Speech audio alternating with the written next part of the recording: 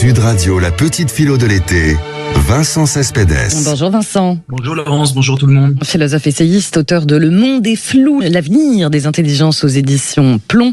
Alors, avec vous ce matin, on n'a jamais autant parlé de colère, de radicalisme, de clash sur les réseaux, dans la vraie vie, sur le pavé. Comment le philosophe regarde, c'est presque un culte des émotions négatives, non? Comment vous regardez ça? On a du danger, on a de la mort, on a de la guerre, on a des accidents et on a des alertes rouges, oranges qui nous signalent que la vie est potentiellement dangereuse. L'être humain, c'est quoi?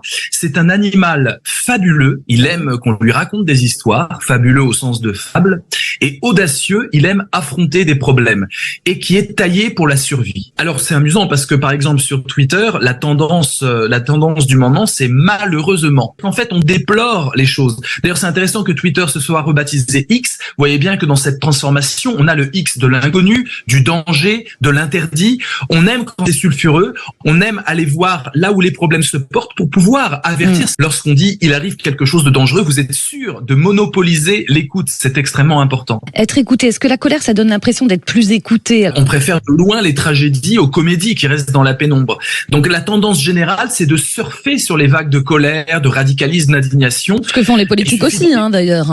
Exactement, en politique. Alors, en politique, ça a plusieurs vertus. Mais déjà, pour répondre à votre question, Laurence, il y a une étude qui s'est faite il y a 2 ans par l'université de Yale qui a démontré, les chercheurs ont analysé 12,7 millions de tweets et ont constaté que ceux qui exprimaient de l'indignation morale étaient plus souvent partagés et likés. Donc les réseaux sociaux, dans leur quête infinie d'engagement, ont créé un système de récompense qui encourage la colère. Chaque like, chaque partage est une petite dose de dopamine qui nous pousse donc à continuer dans cette voie. Ouais, mais alors du coup, ça veut dire quoi? Les émotions positives, entre guillemets, l'empathie, l'optimisme, la douceur, c'est devenu has-been tout ça? Alors, ce n'est pas has-been, on aime ça, mais ça se partage moins. Et il y a tout un système algorithmique qui fait que le partage, c'est plutôt les signaux d'alerte. Et même au niveau politique, ce qu'on va faire avec la politique, c'est justement pratiquer le scandale, notamment pour une chose intéressante, c'est qu'il y a une surenchère dans le problème. Si vous êtes en difficulté politique, il y a un moyen de faire diversion. Et comment on fait diversion? Comment on met les feux des projecteurs sur quelque chose d'autre? Eh bien, on montre que là-bas, c'est plus grave, c'est plus dur, c'est catastrophique. Et donc, il y a un fait A qui est problématique et qu'on monte en épingle pour faire oublier un fait B. Et donc, on a une surenchère dans le sensationnalisme. Alors, les émotions positives, Laurence, oui, on les aime, mais il y a un autre problème. Et ça, on l'analyse très peu.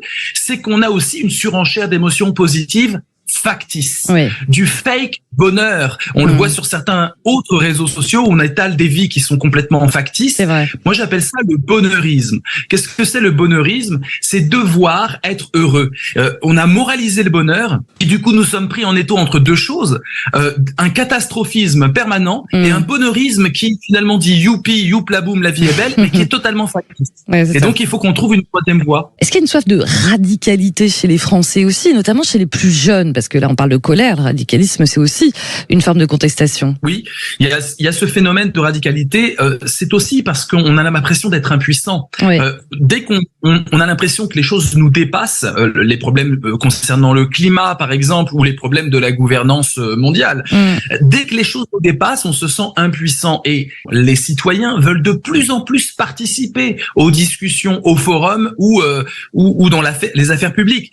Cette volonté de participation et ce sentiment d'impuissance provoque effectivement une radicalité qui fait qu'on a envie de s'emparer des problèmes en étant dans des postures qui peuvent fédérer ou dissocier la militance. Et donc nous sommes tous en quête de positions fermes à tenir pour nous donner la sensation d'être libre et de pouvoir agir sur notre destin. On n'est plus tellement dans l'ère de la nuance parce que le pouvoir de la nuance, ça fonctionne plus en fait. Exactement, parce que la nuance, qu'est-ce que c'est? Ça nécessite plusieurs choses. D'abord, ça nécessite de douter. Quand il y a des certitudes, je les remets en doute, je dois les critiquer et appliquer un jugement critique.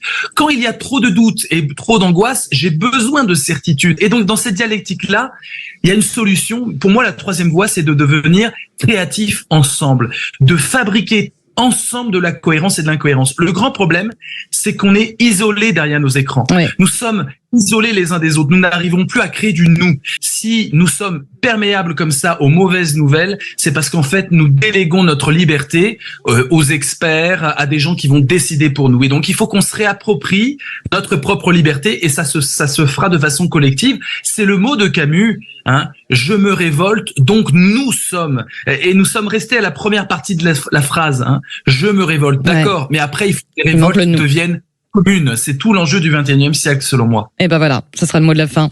Merci beaucoup pour vos lumières, Vincent Cespedes. Merci, Laurence.